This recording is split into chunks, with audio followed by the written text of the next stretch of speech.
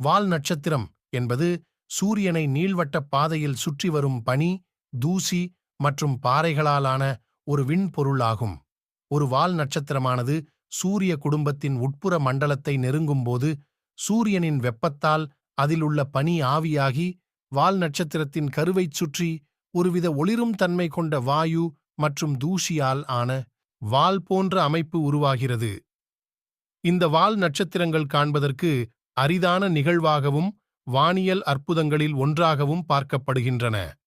அந்த வகையில் 70 ஆண்டுகளுக்கு ஒருமுறை சூரியனை சுற்றி வரக்கூடிய 12 பான்ஸ் ப்ரூக்ஸ் என்ற வால் நட்சத்திரம் தற்போது பூமியை நெருங்கி வருகிறது.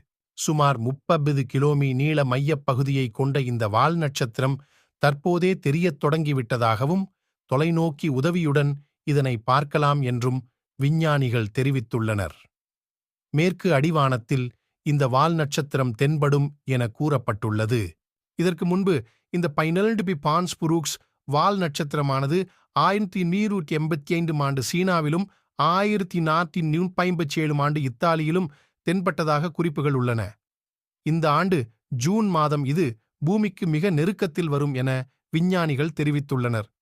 இதன் பிறகு இந்த வால் நட்சத்திரம் இனி 2025 தான் தோன்றும் என்பது குறிப்பிடத்தக்கது.